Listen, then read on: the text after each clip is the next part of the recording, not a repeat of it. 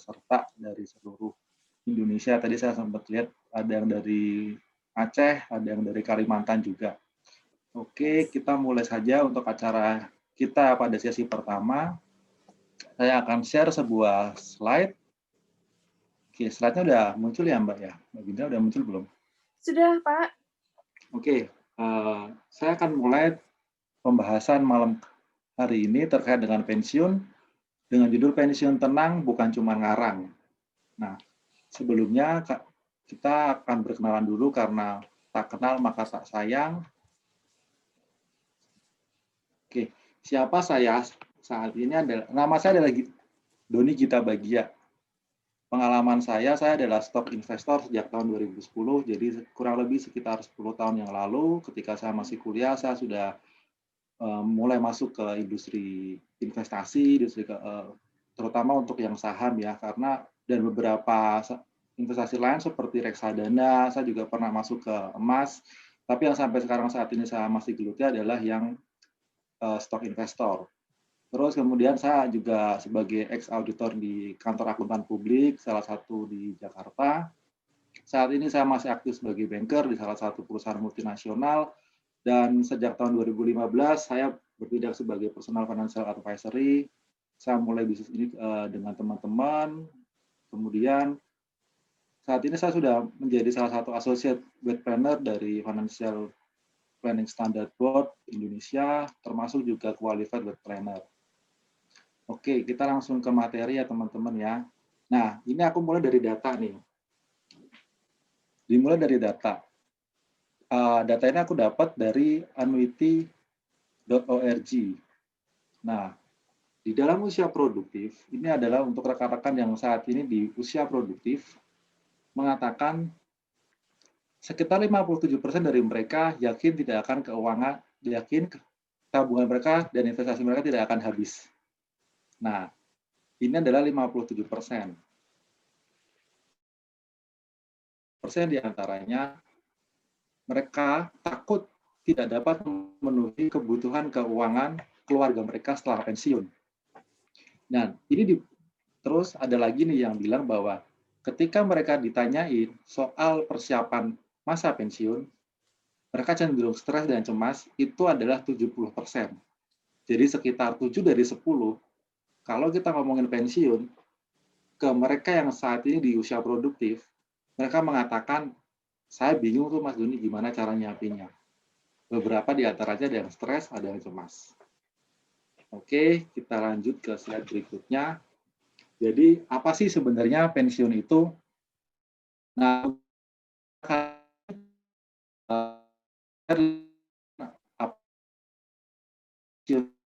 kata, misal menurut saya adalah pensiun itu adalah passive income. Mungkin ada dari teman-teman yang lain punya pendapat terkait dengan apa sih pensiun itu, silakan ditulis di kolom chat.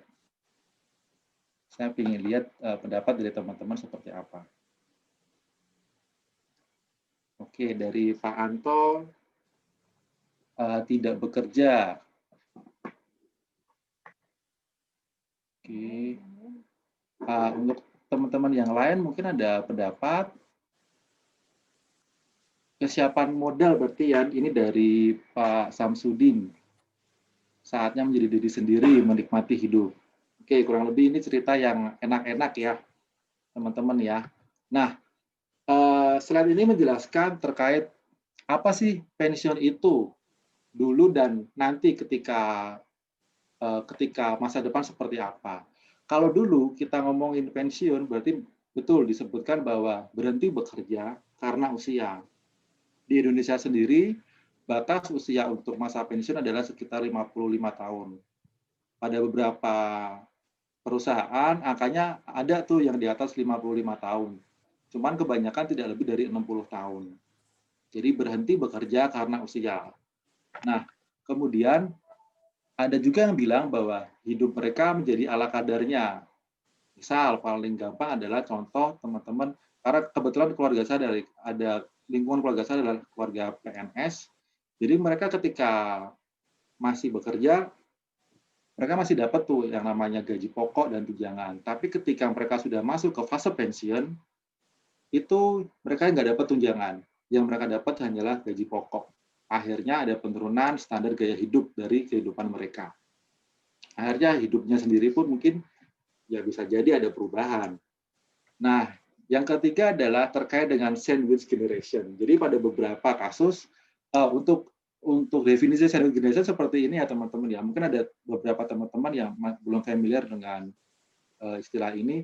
Sandwich generation itu ibaratnya kayak roti sandwich. Jadi ada daging di tengahnya.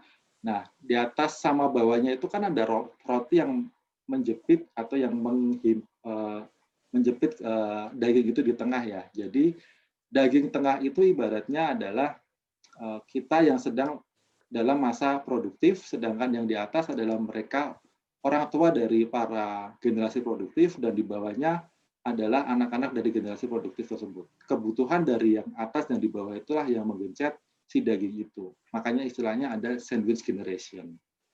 Nah, definisi ini yang perlu kita reframing lagi untuk kedepannya, karena pensiun itu bukan cuman ya udah kita berarti bekerja tapi kedepannya kita nggak tahu seperti apa. Nah, yang kita ingin reframing lagi adalah bahwa pensiun itu bukan cuma berhenti bekerja karena usia, melainkan kita berhenti bekerja tetap berkarya tapi bukan karena harta.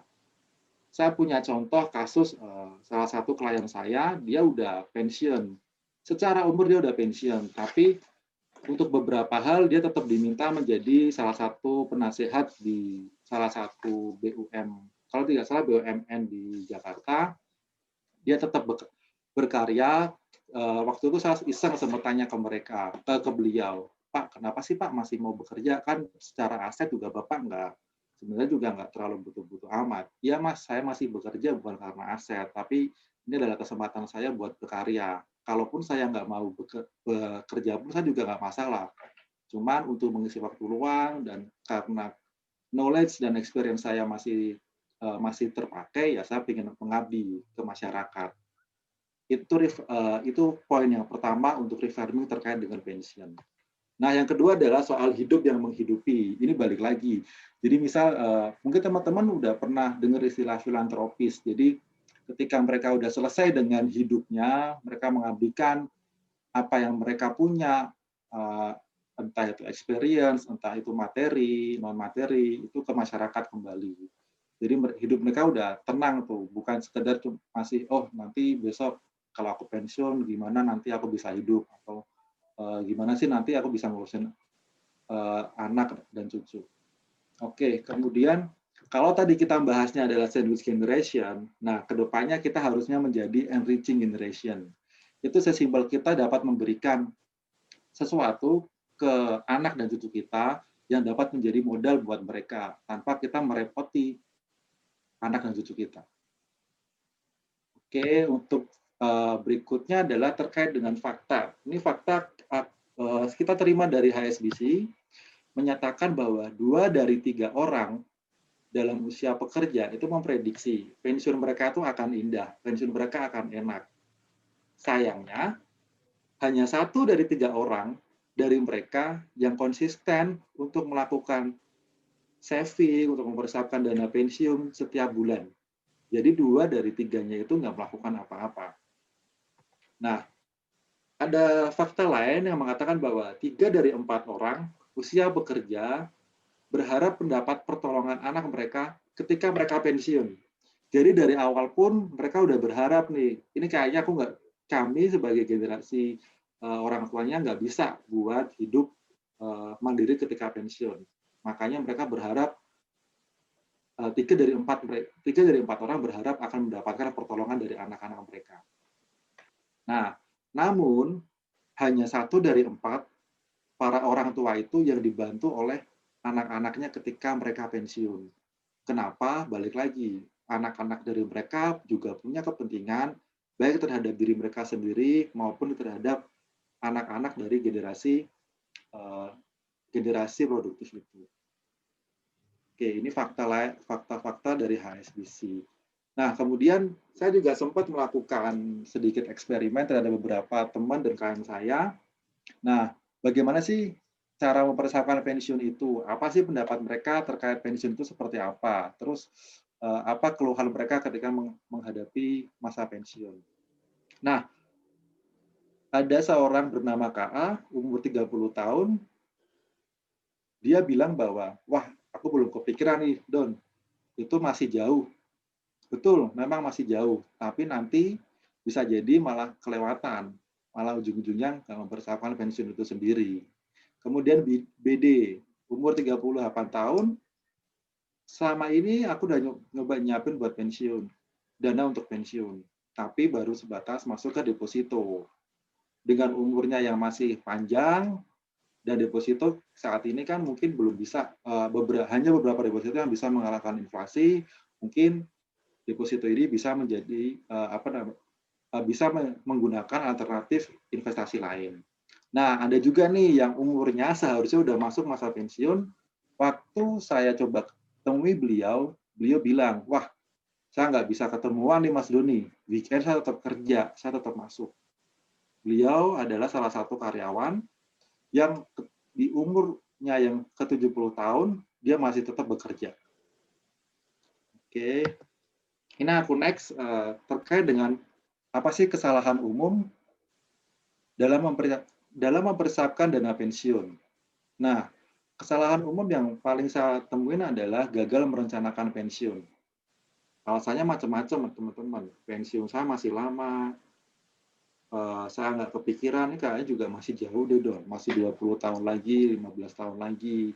Nah, cuman ketika saya bertemu dengan teman-teman yang sudah pensiun, mereka bilang, "Mas, ini aku nggak nyangka loh, cepet banget, tahu-tahu udah mau pensiun. Saya belum nyiapin apapun." Itu di umurnya yang 54, 53, di mana 2 tahun lagi seharusnya dia udah selesai.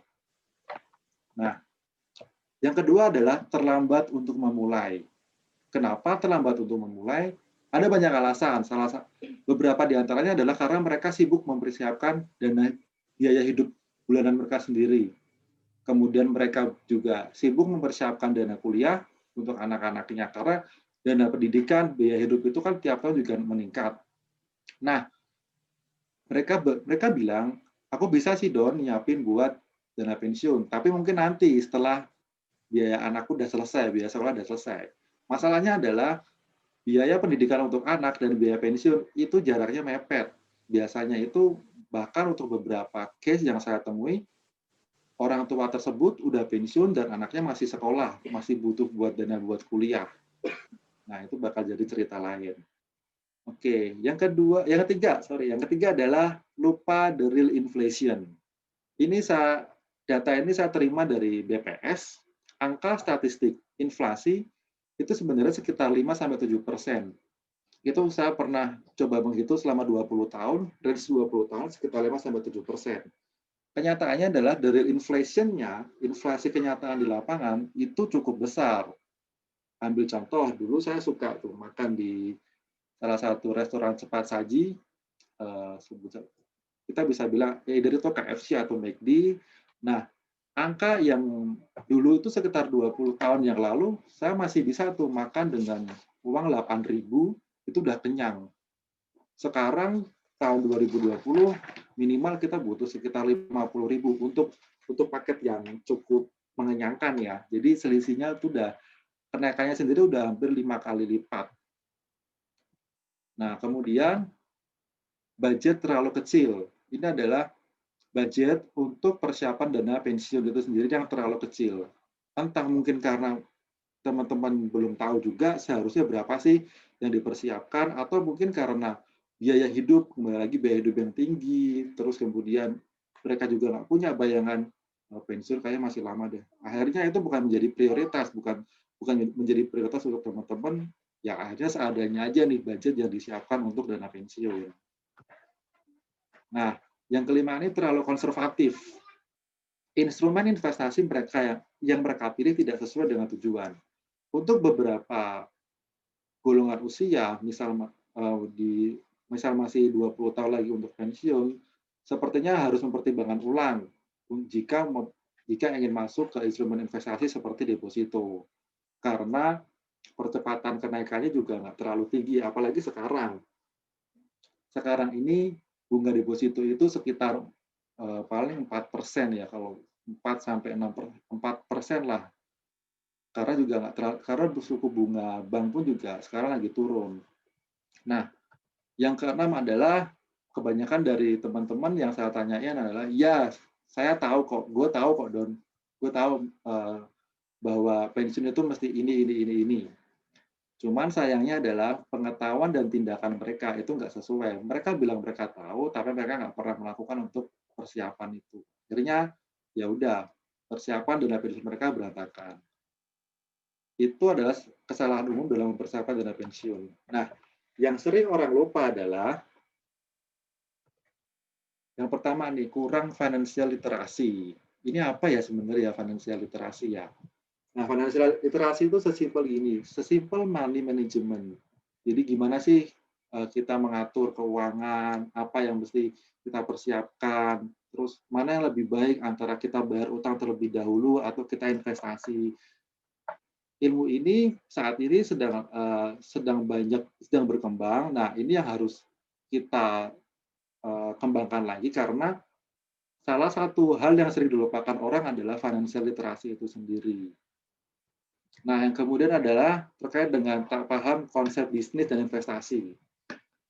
Nah, kasus ini sering saya temuin ketika ada tawaran investasi dari beberapa pihak atau beberapa oknum yang bilang, oh ini ada investasi return-nya 20% sebulan loh. 20% sebulan, berarti setahun sekitar 240%. Itu kan sekitar 2 kali lipat dari modal yang kita berikan.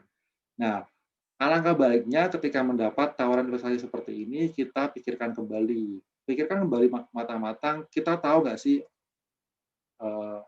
bisnis ini tuh sebenarnya bisnis apa, terus risikonya seperti apa, siapa orang yang menjalankan bisnis di balik bisnis itu, apakah kita bisa percaya atau enggak. Masalahnya bukan terkait dengan return-nya yang sayang kita untuk lewatkan. Masalahnya adalah ketika kita udah masuk ke bisnis tersebut, dijanji 20% sebulan, ketika uang itu hilang, itu akan kembali ke kita kan nggak punya apa-apa, padahal uang itu mungkin bakal kita gunakan sebagai dana pensiun atau malah beberapa kasus adalah itu digunakan sebagai biaya pendidikan ke anak. Ujung-ujungnya ya anaknya nggak bisa sekolah, akhirnya mereka ngambil utang. Udah nggak punya duit, mereka mesti bayar untuk bunga. Nah, yang terakhir adalah abai proteksi. Ini yang sering saya temukan juga di lapangan bahwa teman-teman udah terbiasa dengan yang namanya asuransi kantor. Tapi mesti diingat, asuransi kantor pun juga ada batasan kapan dia akan selesai digunakan. Biasanya setelah mereka pensiun, asuransi kantor udah selesai. Nah, biasanya setelah itu beberapa orang menggunakan BPJS.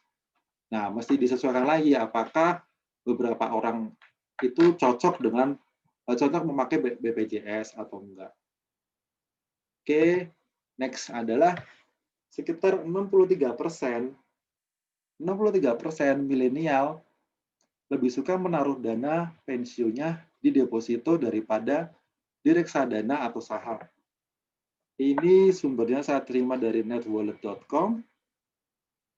Jadi ada 63% dari mereka yang bilang bahwa saya lebih aman, saya lebih suka menaruh di deposito. Sebenarnya nggak masalah, cuman deposito itu kenaikannya itu kalau kita bandingkan dengan instrumentasi keuangan yang lain itu salah satu yang di bawah. Apalagi untuk milenial yang jangka time framing mereka itu sangat panjang. Nah, pertanyaannya kemudian adalah dari mana kita mulai ini, Don?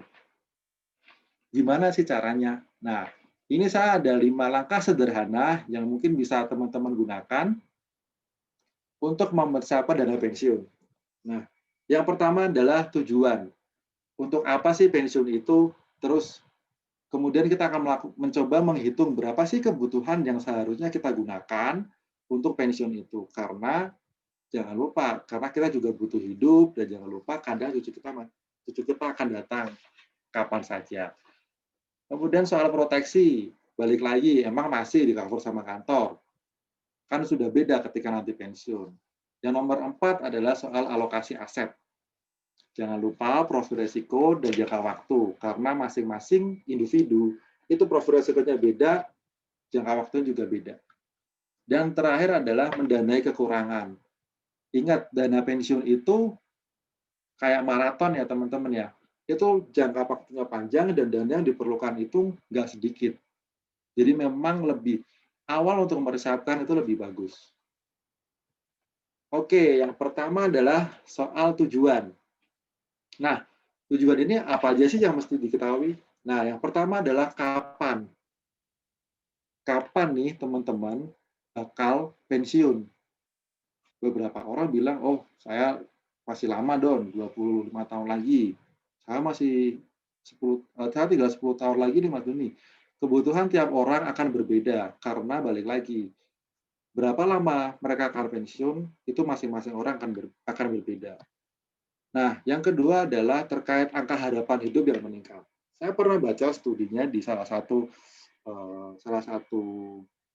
media bahwa angka harapan hidup di Indonesia itu meningkat dari 2015 sekitar 69 tahun, 2017 angkanya udah jadi 71 tahun. Semakin maju perkembangan teknologi, semakin maju peradaban, otomatis angka harapan hidup itu cenderung meningkat. Kita bisa lihat Jepang, kita bisa lihat Amerika. Di Jepang itu sekitar 80, kalau nggak salah sekitar 85 tahun angka harapan hidup. Artinya rata-rata orang di Jepang bisa hidup sampai usia 85 tahun lagi. Di Indonesia angka itu memang masih 69 ke 71. Tapi angka itu kita terima di tahun 2017. Di tahun 2019, 2020 pasti ada perubahan dan angka itu cenderung meningkat. Kalau 2 tahun setiap 2 tahun bisa meningkat setiap 2 tahun bisa meningkat 2 tahun angka harapan hidup.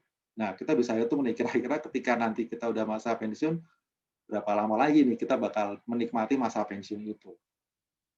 Oke. Nah, yang ketiga adalah soal lifestyle. Ada yang berubah ketika kita pensiun. Karena kita mungkin udah nggak bayar cicilan. Anak-anak udah selesai sekolah. Tapi balik lagi, gaya hidup kita seperti apa? Kita mau lebih hemat, yakin nih bisa. Karena ketika kita lebih hemat, menurunkan standar hidup, otomatis ada yang berbeda yang kita rasakan setiap bulan. Atau kita mau hidup sama saja, padahal pendapatan kita udah berkurang. Atau malah makin boros. Pertanyaannya kalau boros, memang kita mau pamer ke siapa sih kalau makin boros ketika pensiun? Oke. Nah, ini adalah cara sederhana dari saya untuk menghitung kebutuhan dana pensiun. Yang pertama, ini kita pakai contoh adalah angka kebutuhan hidup 10 juta setiap bulan. Jadi hitung kebutuhan bulanan saat ini dikali 12 bulan. Sebenarnya nggak harus 12 bulan, karena kita bisa menggunakan 13 bulan atau 13 kali. Itu aku dapat dari mana? Karena setahun biasanya kita dapat THR sekali ya teman-teman ya. Jadi THR itu, tambahan itu biasa kita gunakan untuk mencukupi kebutuhan ketika hari raya datang. Nah, misal kita ambil contoh di sini 10 juta per bulan dikalikan dengan 12, berarti 120 juta setahun. Ini kebutuhan kita setahun. Nah, kemudian ada yang namanya nilai masa depan, future value. Ini biasanya saya gunakan pakai angka inflasi. Di step kedua ini kita menggunakan angka inflasi. Misal, seorang A umur 35 tahun, akan pensiun 20 tahun lagi. Tingkat inflasi yang ada adalah 5%. 20 tahun lagi ini saya gunakan mengambil dari fakta di lapangan bahwa kebanyakan perusahaan di umur 55 biasanya karyawan dia itu udah harus pensiun. Nah, kebutuhan per tahunnya dari 120 juta, kalau teman-teman coba hitung, itu ada bisa pakai kalkulator online, teman-teman bisa silakan untuk Google sendiri, bisa dengan keyword cara menghitung future value, itu ketemu angka sekitar 318 juta per tahun. Tapi ingat ini adalah angka 20 tahun ke depan ya. Jadi mungkin angkanya gede banget, tapi percaya angka seperti itu sudah kita lalui 20 tahun yang lalu juga angka 10 juta itu nilainya gede banget, tapi sekarang juga ya 10 juta malah secara value nilai itu berkurang. Jadi dari 318 juta per tahun itu yang akan kita gunakan, akan kita masukkan ke step 3. Cara menghitung kebutuhan ini sebenarnya saya gunakan dari 4% rule.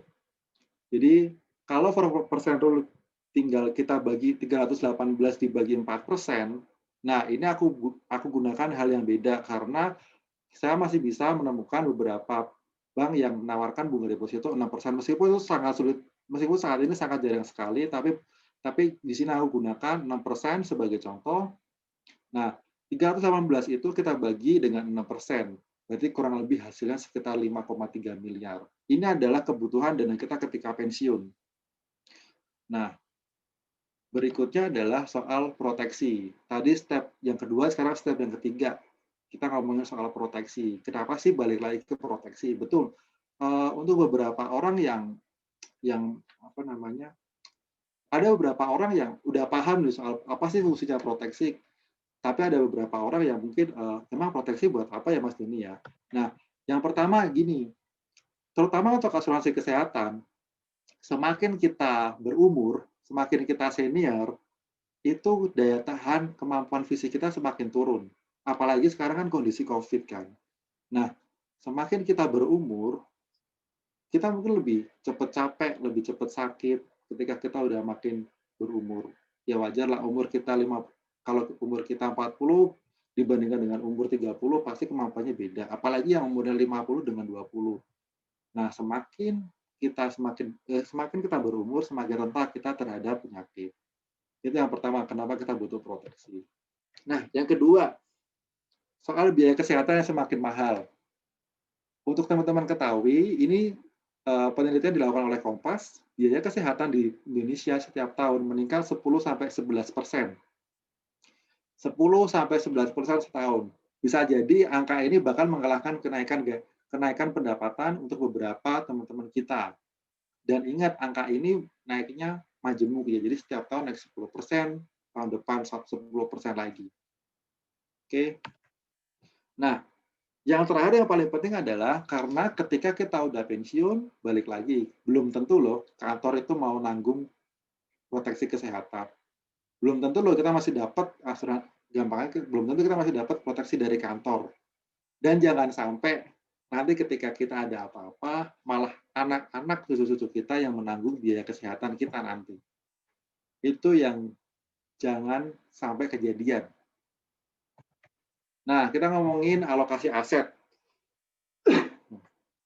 Untuk yang pertama, kita akan bahas beberapa alokasi aset, terus tipenya seperti apa, terus terkait alat ukurnya seperti apa sih aset tersebut.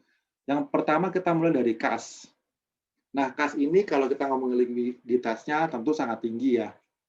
Nah, dan volatilitasnya tentu tidak ada, karena kan cash, udah dalam bentukan cash. Nah, yang ketiga adalah tentang potensi profit. Ada beberapa orang yang bilang, kalau aku naruh cash itu buat apa ya? Emang bisa profit ya? Kalau teman-teman ngomongin profit, teman-teman coba deh kita flashback ke bulan Maret. Mereka yang memegang cash itu jauh lebih profit daripada mereka yang memegang saham di bursa saham. Kita tahu sendiri kan bursa saham di bulan Maret itu ambrol dalam kan. Ya meskipun sekarang mulai perlahan buat naik, tapi tidak selamanya cash itu buruk. Bisa jadi cash itu malah memberikan nilai yang lebih aman. Nah, untuk kebutuhan jangka waktunya sendiri 0 tahun, karena kalau kita butuh untuk kebutuhan anak sekolah, untuk kebutuhan hidup, ya emang harusnya ditaruh di cash. Nah, yang kedua soal deposito. Deposito likuiditasnya hampir tinggi. Kenapa hampir tinggi? Karena untuk beberapa bank, kalau kita tarik sebelum tanggal cairnya, itu akan dikenakan penalti. Sedangkan untuk volatilitasnya tidak ada volatilitas, potensi profitnya stabil, dan jangka waktunya kurang lebih 1 tahun ke depan. Nah, untuk obligasi itu akan sangat bertolak belakang dengan suku bunga yang ditawarkan dari Bank Indonesia. Jadi ketika suku bunga Bank Indonesia naik, biasanya harga obligasi turun. Begitu juga sebaliknya, ketika suku bunga di Bank Indonesia turun, biasanya harga obligasi naik. Potensi profitnya lebih stabil, terutama untuk obligasi yang ditawarkan atas nama negara. Jangka waktunya berapa lama nih Mas Doni biasanya? Biasanya saya kasih ke teman-teman 1-3 tahun. Nah, untuk reksadana itu cenderungnya adalah high karena biasanya udah ada standby buyer yang bakal, jadi ketika kita ingin mengembalikan menjual unit kita, ada yang beli. Nah, volatilitasnya itu medium. terkait dengan potensi profitnya itu akan tergantung dari apa reksadana yang kita pilih. Balik lagi reksadana itu kan ada 4 jenis ya. Maaf. Ada pendapatan tetap, pasar uang, campuran, dan saham. Nah, untuk jangka waktunya itu bisa dipakai sebenarnya kalau karena reksadana itu cakupannya sangat luas, itu bisa dipakai kapan saja. Nah, ini investasi yang lagi ngetren sekarang saham. Gimana sih likuiditas saham? Kalau kita ngomongin saham itu bakal balik lagi. Pada beberapa saham itu likuiditasnya cukup baik, terutama untuk mereka yang blue chip. Kayak kita nyebutin Astra, kita nyebutin eh, 4 bank di Indonesia, BCA, BRI, itu mungkin lebih baik daripada kalau kita ngomongin saham yang kurang terkenal. Nah, kalau kita ngomongin volatilitas, tentu volatilitasnya sangat tinggi dibandingkan instrumen investasi yang lain. Potensi profitnya gimana? Saya katakan potensi profitnya adalah high risk, meskipun high return. Tapi perlu diketahui, memilih saham itu mesti benar-benar pertimbangannya tuh banyak, nggak cuman, oh ini bisa cuan segini nih, oh ini bisa profit segini, tapi banyak hal yang mesti kita consideration, terutama soal jangka waktu. Nah, menurut saya saham adalah salah satu instrumen keuangan yang bisa memberikan hasil passive income untuk kita. Nah, yang terakhir adalah soal properti. Kalau kita ngomongin likuiditas, properti jauh lebih illiquid, jauh lebih tidak liquid dibandingkan dengan instrumen investasi yang lain. Karena kalau kita mau jual rumah, nggak mungkin kita bisa jual besok. Pasti ada waktu tunggunya. Meskipun kita udah bilang butuh uang pun juga nggak selamanya orang standby duit duit banyak untuk membeli properti. Nah, volatilitas harganya medium terkait dengan potensi profitnya akan sangat ditentukan oleh yang namanya lokasi. Lokasi. Nah, untuk jangka waktunya cocok sekali untuk mereka yang ingin mendapatkan passive income. Ini sekilas soal alokasi aset. Yang kelima adalah mendanai kekurangan. Karena angka yang besar biasanya kita, kayaknya angkanya gede banget nih, Don. Mesti ada yang, kayaknya aku nggak cukup nih untuk mencapai ke sana. Nah, caranya seperti apa? Yang pertama adalah merevisi ulang kebutuhan dan anggaran. Masih perlu nggak sih standar hidup yang sama? Terus kita juga mesti menyesuaikan alokasi kita tuh seperti apa. Nah, kemudian memundur. Jadi waktu pensiun kita tarik lebih panjang. Dengan menarik lebih panjang, otomatis kita bisa jadi kita masih mendapat tambahan income. Nah, itu yang digunakan untuk mempersiapkan pensiun kita. Tapi sekali lagi, kalau bisa jangan tambah utang yang aneh-aneh. Kalau itu utang produktif untuk bisnis dan kita udah menghitung, oh nilainya oke, dan itu kita malah mendapatkan another source income, ya itu nggak masalah. Tapi kalau kita utang karena konsumtif, nah itu tolong dipertimbangkan baik-baik. Nah, yang terakhir adalah memiliki side hustle atau bisnis sampingan. Memang untuk beberapa teman-teman yang mau pensiun biasanya baru kepikiran tuh untuk bisnis. Tapi tolong pelajari dan pahami resikonya tuh apa aja sih. Coba perbanyak sharing ke teman-teman pengusaha lain. Kalau aku mau bisnis ini, kira-kira resikonya apa ya? Karena kita jangan melulu ngomongin soal profit, jangan ngomongin soal potensi keuntungan. Nah, kemudian kalau mau punya bisnis sendiri, jangan nungguin ketika kita pensiun. Karena ketika kita pensiun, resikonya semakin gede. Semakin jauh dari pensiun, itu lebih bagus. Karena kalaupun kita gagal, kita masih ada backup dari kerjaan utama kita. Misal seperti itu. Dan terakhir, jangan patah semangat. Tetap berusaha, kalau emang lagi jatuh, ya cari cara agar kita bisa secepatnya bangkit. Oke, nah kita sepertinya perlu untuk refreshment. Apa saja sih 5 langkah sederhana yang sudah saya paparkan tadi? Yang pertama adalah kita tentukan ya teman-teman, tujuannya tuh apa sih? Kapan kita mau pensiun? Nah, yang kemudian kita hitung kebutuhan. Caranya pakai future value, kemudian kita bagi dengan angka deposito, angka suku bunga deposito. Ada baiknya teman-teman memikirkan untuk memiliki proteksi, kemudian pertimbangan untuk alokasi aset, karena beda umur, beda karakter profil risiko, itu akan beda penentuan alokasi asetnya. Nah, yang terakhir adalah mendanai kekurangan. Mendanai kekurangan tadi udah saya jelaskan juga, mungkin dengan cara bisnis, tapi perlu dipertimbangkan plus minusnya ketika melakukan bisnis. Oke, ini ada pesan terakhir dari saya. Ada 2 warisan terbaik untuk anak dan cucu kita. Ada 2 warisan terbaik untuk anak dan cucu kita. Yang pertama soal pendidikan yang mendorong minat dan bakat mereka. Yang kedua adalah tidak membuat mereka menjadi sandwich generation. Nah, itu pesan dari saya. Ini kurang lebih apa yang saya bisa bantu ke teman-teman. Saya sendiri terbuka untuk consultation terkait dengan apa kebutuhan teman-teman terkait dengan financial planning. Juga kita bisa ngomongin soal terkait education planning, pension, dan juga salah satunya adalah terkait warisan. Nah, kurang lebih itu yang saya ingin sampaikan ke teman-teman. Semoga ada manfaatnya untuk teman-teman. Demikian penjelasan dari saya. Jika ada teman-teman yang mau bertanya, silakan. Dan jangan lupa teman-teman untuk follow Instagram saya. Saya terbuka untuk semua pertanyaan dan semua konsultasi, dan itu gratis. Jadi silakan untuk teman-teman manfaatkan. Terima kasih. Terima kasih Mas Doni. Wah, banyak sekali pencerahan yang kita dapatkan malam hari ini. Dan tadi saya perhatikan Bapak Ibu pasti sudah mencatat satu persatu. Terima kasih. Nah, mengingat waktu, kita bisa langsung loncat ke pemateri yang kedua, yaitu kita langsung sapa Ibu Maya Suhyar. Ibu Maya Suhyar adalah seorang socialpreneur, walaupun usianya sudah memasuki usia pensiun, tetapi Ibu Maya Suhyar ini masih tetap produktif dan aktif.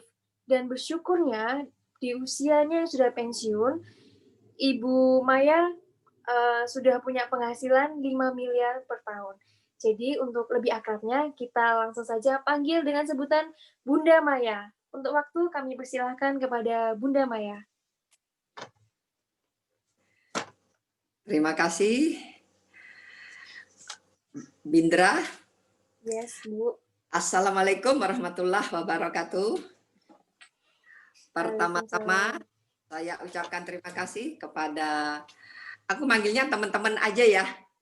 Soalnya tadi MC-nya sudah mention bahwa usiaku sudah usia pensiun, berarti aku pantasnya manggil pesertanya teman-teman saja.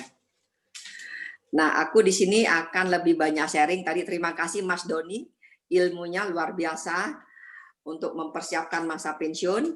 Nah, aku lebih banyak sharing bagaimana aku mempersiapkan masa pensiunnya. Nah, mohon bisa slide saya ditayangkan supaya aku lebih banyak sharing ya teman-teman ya. Tadi ilmunya kita sudah dapat dari Mas Doni. Nah, sekarang ini aku based on my own experience ya. Nah, kalau dilihat dari iPad-ku itu nama lahirnya Umayyah Huzaimah. Nah, tapi ini nama marketingnya Maya Suhyar. Wah, keren kan? Emang artis doang pakai nama itu ya. Aku juga mau pakai begitu. Nah, di sini oke, terus tadi next saja. Iya, yang tadi slide yang tadi. Nah, ini aku sekarang. Nah, pengalamanku yang sebelumnya, teman-teman, aku itu lahirnya tuh dari karyawan. Ini adalah prestasiku setelah karyawan. Ya kan, ya itu dilihat tuh MDIT bintang 5, alhamdulillah income-ku ya udah oma-oma ya. Income-nya bisa 5 miliar per tahun, ya hitung aja dibagi 12 jadi berapa tuh. Dan alhamdulillah keliling dunia, udah ke benua Amerika, benua Eropa, benua Afrika, benua Australia, udah keliling deh. Alhamdulillah. Dan ini saya capai setelah saya bukan jadi karyawan. Kalau jadi saya karyawan boro-boro pensiun aja, cuti aja cuma 2 minggu nggak bisa kemana-mana gitu ya. Oke, next slide-nya aja. Iya. Nah, teman-teman, aku mau sharing bahwa sebenarnya aku tuh bukan dari keluarga mampu, bukan sama sekali. Nah, aku mau sharing, aku nggak malu, aku nggak gengsi mengatakan siapa aku sebetulnya, Karena apa? Dengan pengalaman begini bisa bermanfaat untuk yang teman-teman yang lain. Oh, berarti kalau kita nggak mampu bukan berarti kita ke depannya harus nggak mampu terus, enggak. Ya. Nah, di sini ada gambar dua keponakanku itu lagi di rumahku, ya. Itu dua keponakanku. Nah, alhamdulillah tadi Mas Doni mengatakan bahwa di usia pensiun kita hidup ala kadarnya. Nah, itu nggak aku banget, Mas Doni. Ya, nggak aku banget gitu. Nah, di usia pensiun bukan berarti kita hanya hidup ala kadar. Kan sering banget orang bilang, ya gue maklum lah, gue orang pensiunan. Kayaknya nelongso banget gitu bahasanya. Enggak banget gitu. Enggak gue banget bahasa gaulnya. Nah, itu ada dua keponakan. Sekarang ini alhamdulillah aku membiayai kuliah 4 keponakan sekaligus. Kenapa begitu? Karena aku kan bukan dari keluarga mampu kan. Nah, jadi otomatis adik kakak aku juga jadi terus itu apa namanya rantai kemiskinan itu nggak terputus gitu. Nah, jadi udah akulah ikut bertanggung jawab membantu menguliahkan keponakanku begitu. Tapi alhamdulillah Allah kasih rezeki. Yes, next slide. Iya. Nah, sekarang aku mau sharing perjalanan karir tadi. Karena aku tuh bukan dari keluarga yang mampu. Berarti aku apa? Aku mencari kuliah itu pikirkanku cuma satu, aku harus cepat dapat kerja. Gitu aja.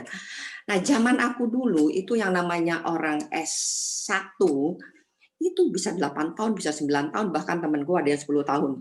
Terus aku bilang, gila banget, gue nggak mungkin lah begini, nggak mungkin banget deh, nggak mungkin orang tua gue mampu gitu kan. Nah, akhirnya apa yang aku lakukan, aku mencari kuliah yang cepat dapat kerja, yaitu D3, zaman aku dulu, D3. Nah, setelah aku udah dapat duit, udah kerja, udah barulah aku nurusin S1, barulah aku nurusin S2.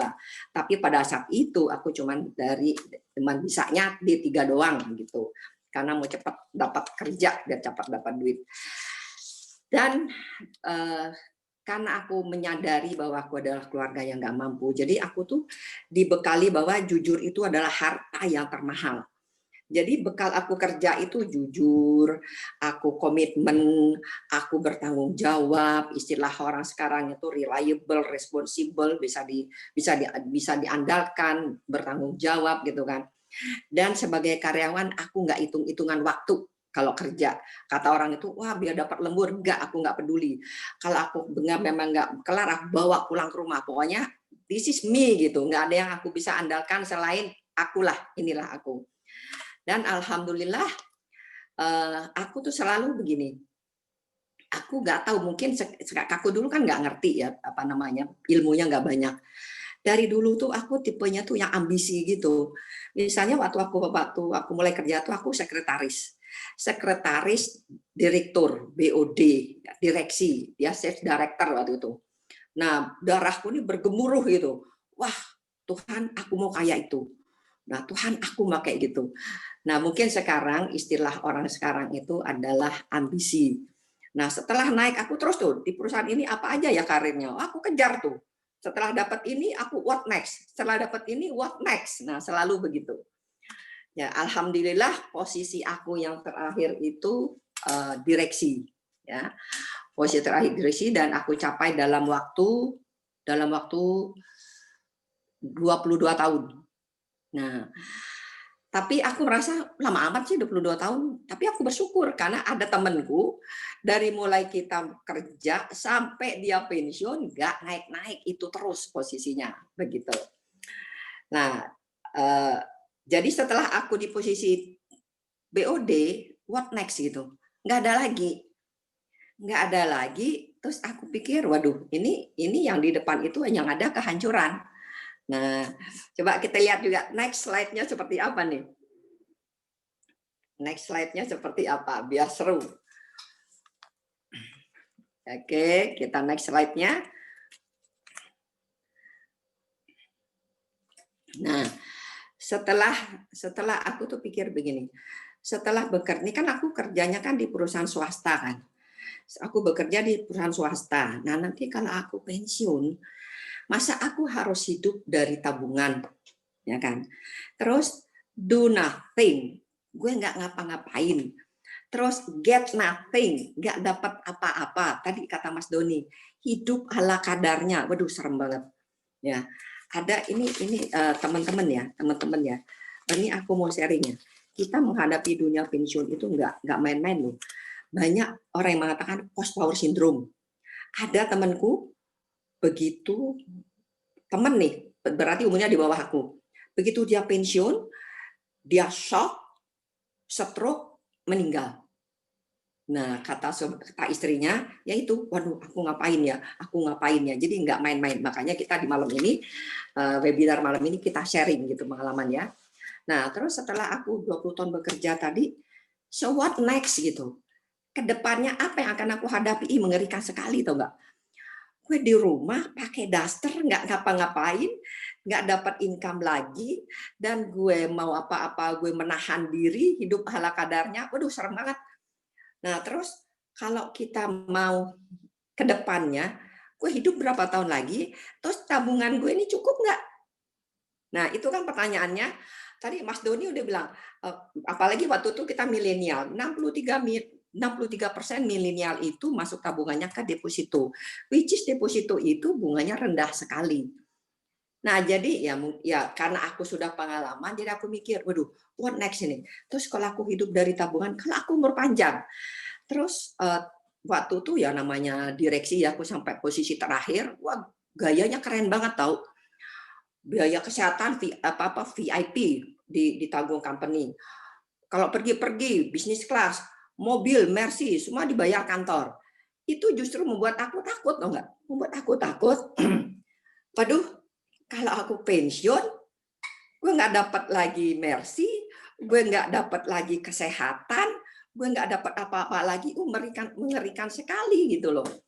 Nah, terus aku berpikir aku nggak bisa begini nih. Aku nggak bisa begini. Coba next slide berikutnya, Mas. Nah, terus itu aku pikir, waduh, aku nggak bisa begini deh. Aku sudah harus memikirkan sesuatu yang sebelum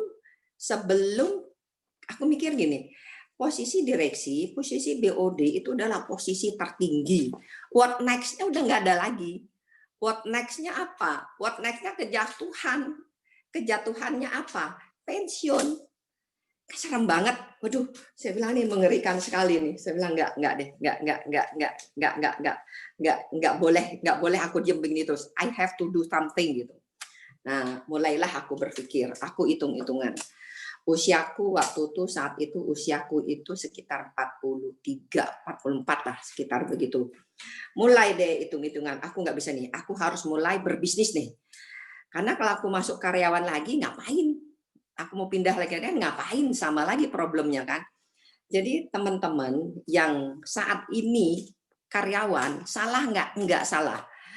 Tapi jangan fokus hanya sebagai karyawan. Itu pesan aku, pengalaman aku.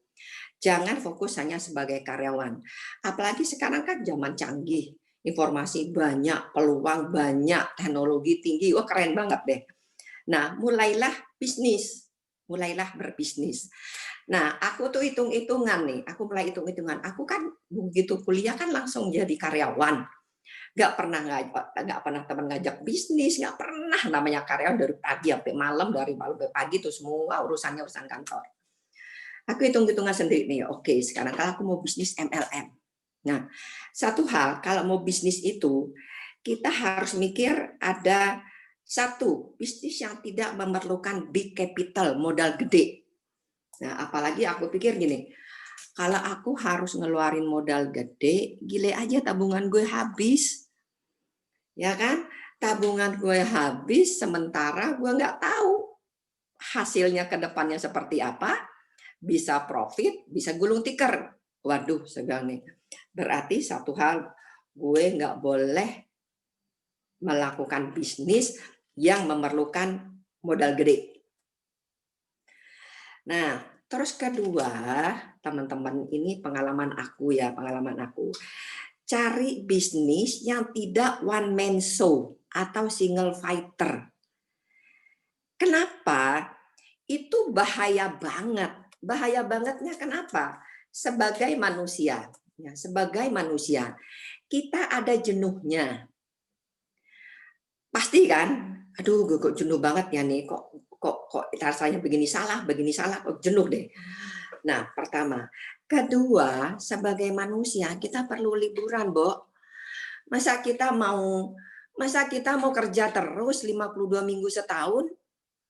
Nah, tahun 2016 atau 2017, saya tuh bukan liburan sih, nemenin anak S2 di Inggris. Itu 4 bulan saya di Inggris. Sekalian liburan. Terus 2018 hampir sebulan di Amerika. Nah, sebagai manusia di usia pensiun gue mau enjoy dong, mumpung masih sehat gitu kan. Itu sah-sah saja sebagai manusia kita mau rekreasi, nggak mungkin kita mau kerja terus. Nah, terus kita ada sakitnya. Kita tuh manusia, nggak mungkin sehat terus. Nah, kalau kita berbisnis yang one man show, yang single fighter, yang kita melakukannya sendiri, kalau kita nggak kerja, income nol, income zero. Waduh, hati-hati banget. Ya, karena apa tadi? Karena kita itu ada jenuhnya, kita itu pasti mau liburan. Sekarang aja masa pandemi orang kagak peduli, saking udah bosennya di rumah. Begitu liburan panjang kagak udah nggak mikir lagi yang namanya itu pandemi, langsung hajar aja pergi rekreasi. Itu berarti apa? Rekreasi itu adalah salah satu kebutuhan. Nah, terus tadi Mas Doni juga mengatakan bahwa kita itu ada sakitnya, ya kan? Nah, waktu saya direksi semua dijamin kantor, sampai HP pulsa dibayar kantor. Mau main golf dibayar kantor, mau apa aja kantor deh. Nah, cuman asisten di rumah aja nggak dibayar kantor gitu ya, semua kantor. Nah, tapi justru itu yang sangat mengerikan. Mengerikan kenapa, teman-teman? Ini berdasarkan pengalaman saya pribadi lagi. Kalau kita kerja, kita karyawan, kita kerja terus kayak kacamata kuda gitu. Tapi please tolong diingat, di depan sana yang ada itu nggak happy ending. Yang ada bukan happy ending, yang nggak ada happy ending. Nggak happy ending, yang ada pensiun, terus get nothing, kita powerless, merasa useless, yang tadinya biasa punya power, jadi powerless, yang tidaknya bermanfaat untuk orang lain, rasanya kok useless banget. Terus yang tadi kata Mas, aku ingat banget bahasanya Mas Doni, hidup ala kadarnya, sementara tadinya kita pakai Mercy, pakai ya pokoknya yang first class deh, tiba-tiba kita harus mengurangi standar hidup kita. Waduh, kayaknya serem banget, swear serem banget. Nah, terus udah deh, jadi based on pengalaman aku tadi, yang sudah karyawan salah nggak salah banget. Tetapi sudah mulai harus memikirkan what's next-nya. Nah, karena tadi kalau karyawan yang kita kejar itu ujung-ujungnya ada unhappy ending, bukan happy ending, unhappy ending. Nah, jadi pas saat dia di karyawan, nabung, nah tapi terus jangan buka bisnis tadi. Gue harus kata Bu Maya nih, kata Bunda Maya, gue udah sejak karyawan gue udah harus mikir bisnis nih. Yes, itu bagus banget. Tetapi bisnis yang tidak perlu big capital. Jangan sampai tabungan kita habis dan kita nggak tahu hasilnya seperti apa. Namanya bisnis. Nah, terus kedua, mohon diingat, tolong bisnis yang tidak one man show. Kalau kita kerja, kita dapat income. Kalau kita nggak kerja, we get nothing. Nah, itu bahaya banget ya. Nah, terus bisnis yang tidak high risk, ya tidak high risk tadi ya, kalau dia nggak ada big capital, mudahan juga nggak high risk. Karena tadi aku mulai berpikir gini, wah kalau gitu aku mau bisnis kuliner aja. Hitung-hitungan lagi nih aku nih, bisnis kuliner perlu chefnya, ahli masaknya, which is aku tidak mahir di masak, berarti I need somebody else yang bantu gitu kan. Berarti aku harus mikir SDM-nya. Terus aku harus mikir modalnya. Harus mikir, waduh banyak banget. Terus akhirnya aku coret, nggak jadi deh, nggak jadi. Nah, terus gitu MLM. MLM, kalau kita nggak mikir stokis, mungkin kita nggak perlu modal gede. Karena ini MLM, nggak perlu modal gede. Cuman aku berpikir begini, MLM itu kan jenjangnya kan panjang banget. Bisa 9 jenjang, bisa 10 jenjang, bisa 11 jenjang. Waduh, aku berpikir gini, nah aku tuh kembali lagi, aku tuh orangnya ambisi. Dengan usiaku ini, pasti aku dari awal dong, waduh keburu nggak nih aku ke jenjang yang paling tinggi nih. Waduh, kayaknya nggak keburu deh. Nah, jadi aku berpikir pertama tadi jenjang kepanjangan di umurku, aku hitung nih, kembali lagi karena aku tuh orangnya ambisi, aku pengen kalau aku bisa to the top, ya kenapa aku nggak ke sana gitu kan. Hitung-hitung dengan jenjang sekian tahun, waduh kayaknya nggak, aku nggak bisa nyampe deh, nggak deh. Nah, aku coret, ya aku coret. Terus gitu ada lagi jual beli mobil. Nah, terus satu lagi MLM ini yang satu aku nggak suka di aku waktu itu perhitungan aku ya. Ini musiman gitu. Dia kalau lagi musimnya booming banget gitu. Kok begitu lagi nggak booming hilang. Gone with the wind gitu kan. Nah, terus aku bilang, waduh, ini nggak banget deh. Berarti apa? Di sini income-ku nggak bisa sustainable, ya nggak bisa langgeng income-nya. Nah, terus aku mikir juga apa? Jual beli mobil. Jual beli mobil. Terus aku lihat ada temen yang bisa jual beli mobil. Waduh, ternyata juga musiman. Nah, ingat waktu kita krisis tahun 98 ya, mungkin mudah-mudahan kalau yang milenial belum lahir kali ya.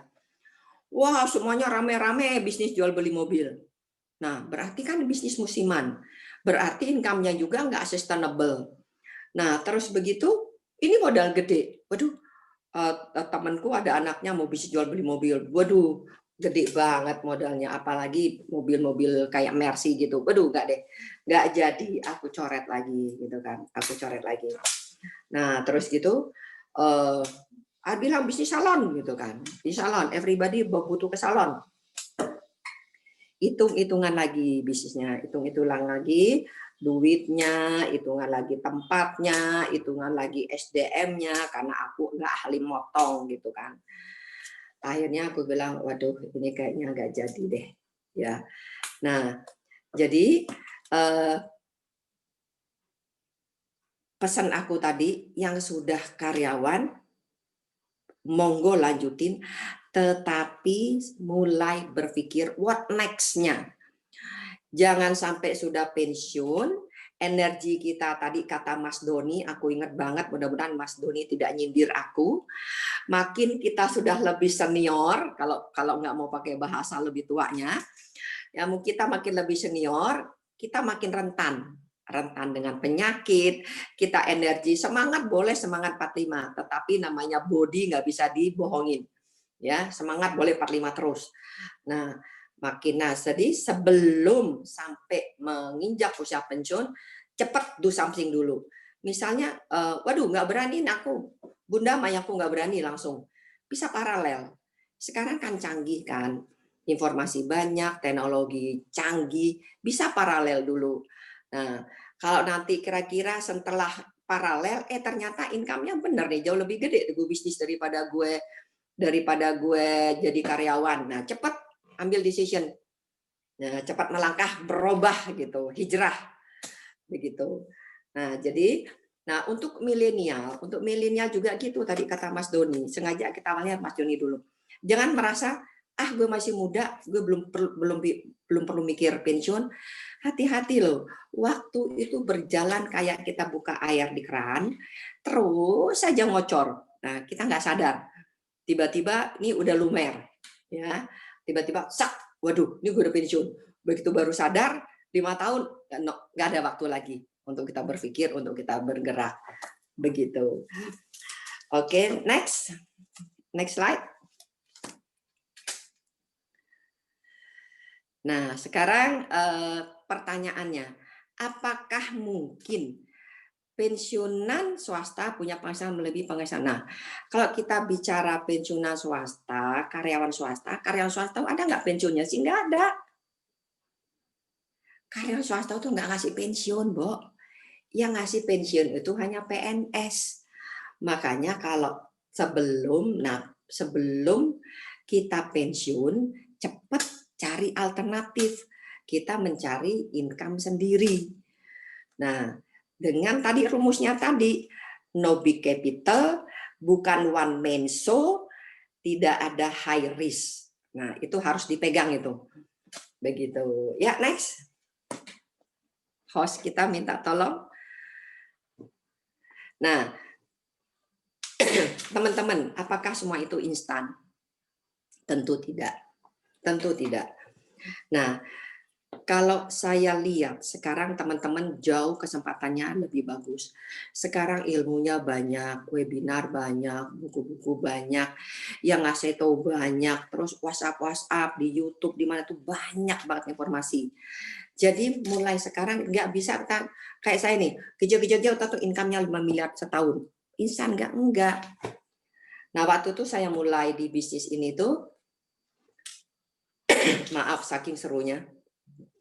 Ya, mulai di situ umur saya sekitar 43, 44 lah gitu. Take time, bisnis itu tidak bisa instan. Jadi kita butuh waktu. Makanya tadi kalau yang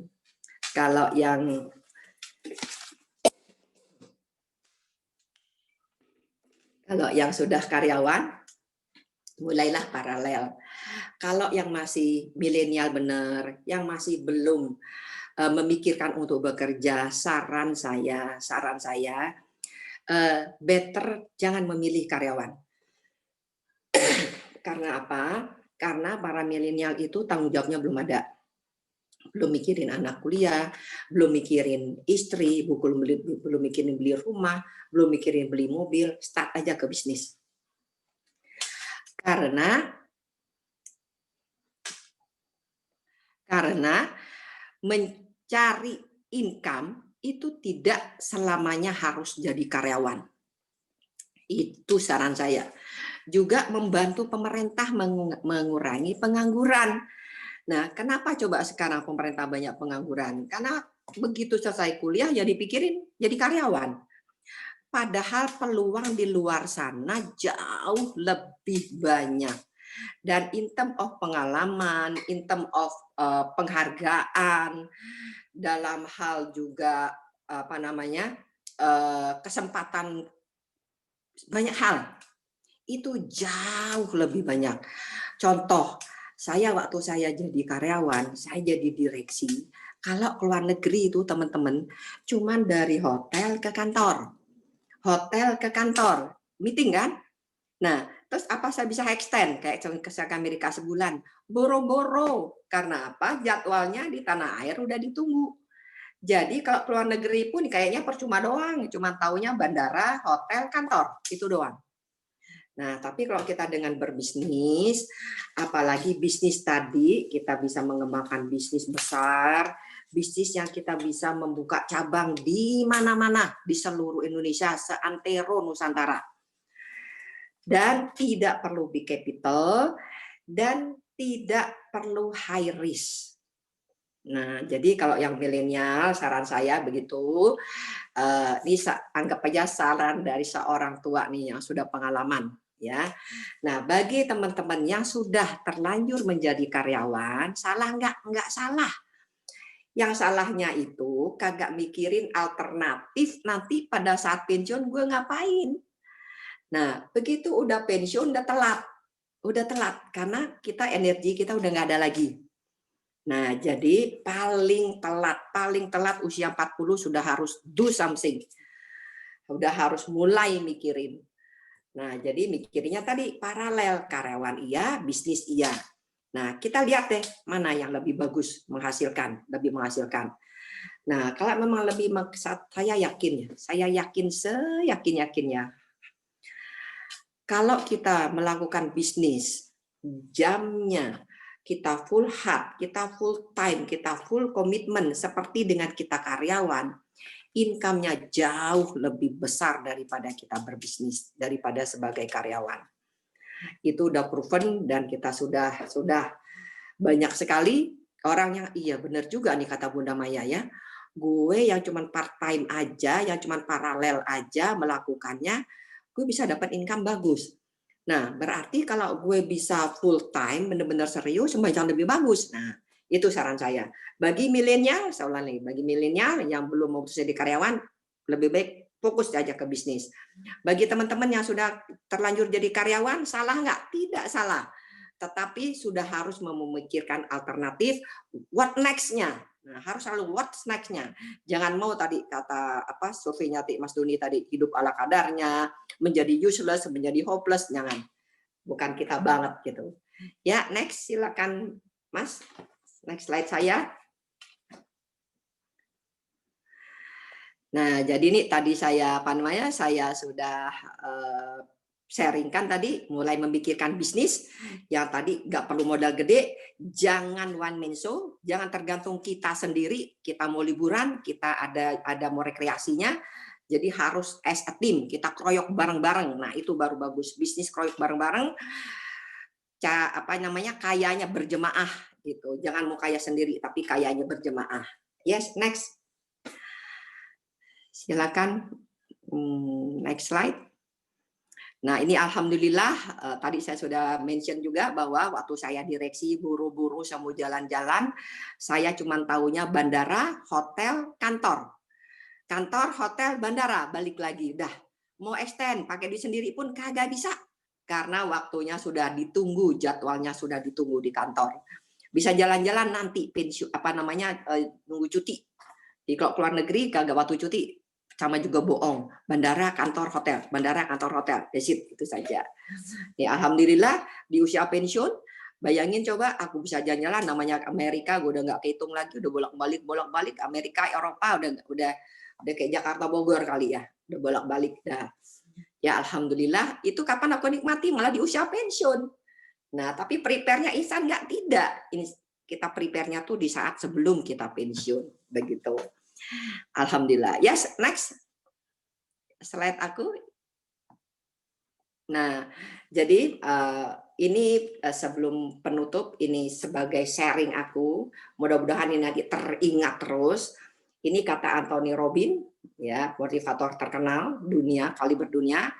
Where attention goes, energy flows, results show. Jadi maksudnya kalau kita fokusnya kerja terus sampai kita pensiun, ya memang kita selalu situ doang, tapi hati-hati. Kalau kita hanya mikir ke situ, yang adanya unhappy ending. Itu nggak happy banget, trust me. Nah, jadi kalau kita mulai, wah, aku mau kayak Bunda Maya nih, usia pensiun, produktif, income-nya melebihi dari aku dulu waktu direksi nggak income segitu loh teman-teman, aku buka rahasia ya, income-nya nggak segitu. Income aku 5 miliar setahun itu setelah aku usia pensiun, keren kan, alhamdulillah. Nah, kalau kita fokusnya mulai sekarang, oke, di masa sekarang aku sudah harus planningnya, tahun sekian aku harus hijrah, aku harus bisnis, dan aku harus mulai fokus nih, aku pengen income berapa di usia aku pensiun, aku mau bisnis apa di usia aku pensiun. Harus sekarang mikirnya. Begitu kita fokus, kita mikirnya sekarang, insya Allah energinya dari ujung kaki sampai ujung rambut tuh menyertai kita. Dan insya Allah hasilnya juga akan di situ. Yes, next slide. Sebelum kita tanya jawab. Nah, ini bagus banget ya, aku juga baru tahu nih, namanya ada Dream with Ambition. Ini tahu nggak teman-teman? Wakil Joe Biden siapa namanya?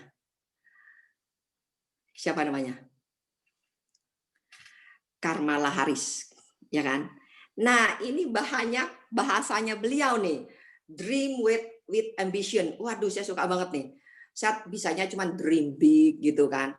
Nah, ini dream with ambition. Ternyata mungkin aku dulu begitu kali ya. Aku baru tahu bahasanya ya flashback aja. Mungkin gitu. Mungkin aku juga orangnya ambisi gitu.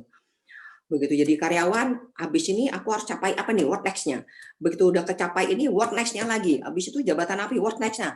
Terus sampai ke level direktur, what next-nya. Begitu udah direktur, what next-nya.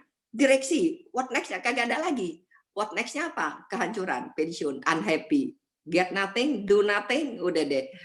Nah, jadi mulai sekarang, ini saran saya, kembali lagi sebelum kita tanya jawab, mulai sekarang, yuk, dream with ambition. Kita belajar dari Kamala Harris. wakil Papresnya. Ini lagi ngetren nih, wakil Joe Biden. Ya, nih aku juga baru belajar. Wah, keren juga nih. Aku mau pakai juga nih. Nah, jadi mulai sekarang yang karyawan jangan takut bermimpi dengan ambisi. What next-nya? What next-nya? What next-nya? Harus ada bahasa what next-nya. Jadi kalau sudah mulai jadi manajer, jangan manajer melulu. What next-nya? Habis jadi GM, what next-nya? Udah jadi ini, what next-nya? Nah, jangan sampai unhappy ending.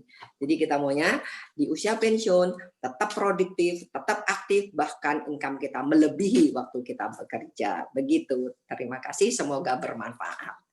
Saya kembalikan ke MC kita yang cantik, jelita, Bindra. Ya. Terima kasih Bunda Maya. Ya, wah, saya mendapatkan banyak sekali pencerahan, insight dari Bunda Maya. Bagaimana supaya dalam masa kita sudah tua itu tetap dalam sejahtera. Jadi yang saya dapatkan itu tidak hanya di satu titik, tapi what's next-nya. Jadi apa yang bisa kita lakukan lebih lagi. Jadi apa yang kita kerjakan itu tidak hanya untuk diri kita, tapi juga menjadi berkat bagi orang lain. Nah, untuk sesi tanya jawab kali ini, wah, saya luar biasa minat banyak sekali pertanyaan dari Bapak Ibu. Jadi ini kita langsung saja ya. Untuk Bapak Ibu, terima kasih untuk pertanyaannya. Ini pertanyaannya sudah ditulis di kolom chat. Nah, ini pertanyaannya langsung saya bacakan ya untuk Mas Doni dan juga Bunda Maya. Kita lihat pertanyaannya ini dari siapa saja. Dimulai dari bentar saya lihat dulu. Pertama dari nah ini pertanyaan pertama dari Pak Darsondi. Ini pertanyaannya, bagaimana kami yang cuma anak tani tidak memiliki pekerjaan? Jadi bagaimana kami anak tani bisa menyiapkan masa pensiun di masa tua nanti? Nah, ini siapa yang share? Apakah Bunda Maya atau Mas Doni? Waktu dipersilahkan. Ibu Maya mungkin ada jawaban dulu. Oke. Siapa tadi namanya, Mas? Mbak Bindra? Yes, Bunda. Dari Pak Darsondi. Pak Darsondi, oke. Yes, betul. Oke, Pak Darsondi. Begini Pak Darsondi, anak petani. Sama, saya dulu juga anak petani. Bapak saya dulu, makanya saya dulu zaman petani zaman dulu ya, nanam cabai, nanam terong gitu, nanam singkong gitu kan. Makanya saya termasuk keluarga yang petaninya kurang makmur gitu. Nah, tapi kembali lagi pesan saya Mas Darsondi. Mas Darsondi, masa pengalaman kita dengan orang tua itu tidak menentukan kesuksesan kita di masa depan. Ingat itu. Jangan merasa aku anak petani, terus kita hopeless, terus kita tidak semangat, terus kita pasrah. Enggak begitu banget, Mas Darsondi. Banyak kesempatan yang ada, banyak sekali. Cuman satu, harus trust, harus believe, harus percaya bahwa background keluarga kita tidak menentukan masa depan kita. Itu harus yakin dulu. Nah, nanti tadi itu bagaimana bisa nggak bisa banget, apalagi petani bisa banget. Nah, nanti bangun bisnis sambil bertani itu bisa banget. Ya, jadi Mas Darsondi, nah pesan dari saya jangan menyalahkan, wah gue jadi keluarga petani, gue nggak akan bisa menyiapkan pensiun. Enggak sama sekali. Ya, begitu Mas Darsondi ya. Jadi harus yakin bahwa background keluarga tidak menentukan kesuksesan kita di masa depan. Begitu Mas Darsondi. Terima kasih. Baik, terima kasih Bunda. Jadi background kita tidak menentukan siapa kita. Jadi tetap percaya, tetap believe bahwa masa depan itu masih ada, asal kita mau mulai dan berusaha. Begitu ya Bunda? Betul. Yes. Nah, ini kita selesai tanya jawab sampai 21.20. Jadi Bapak Ibu yang punya pertanyaan boleh, selama masih ada waktu, boleh tulis di kolom chat. Nah, untuk pertanyaan yang kedua itu ada dari Nah, ini ada Pak Samsudin. Pak Samsudin, apakah masih ada di webinar malam ini? Pak Samsudin tanya, sebentar nih saya lihat dulu. Nah, untuk ini pertanyaan untuk Mas Doni nih. Kalau digital asset masuk di mana, Mas? Oke, makasih Mbak Bindra. Pertanyaannya Pak Samsudin ya pertanyaannya ya. Yes, betul, Pak Kalau Samsudin. digital aset masuk di mana ya? Sebenarnya di sini di digital asetnya belum dijelaskan ya seperti apa ya. Karena kalau kita ngomongin reksadana, kita ngomongin saham, secara teknis itu juga bisa disebut sebagai digital aset.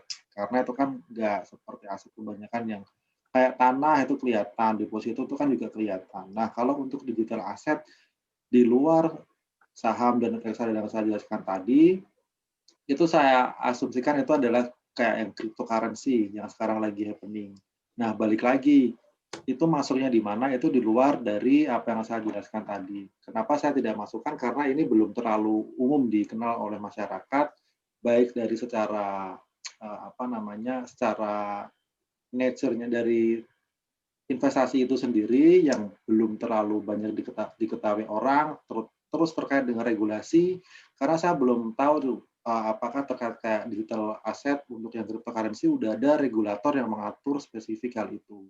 Takutnya adalah kalau belum ada regulator yang mengatur spesifik, takut ada oknum tertentu yang menyalahgunakan. Paling lebih hati-hati saja. Kalaupun memang ingin masuk ke digital asset, pertimbangkan kembali risikonya yang ada di dalam transaksi tersebut.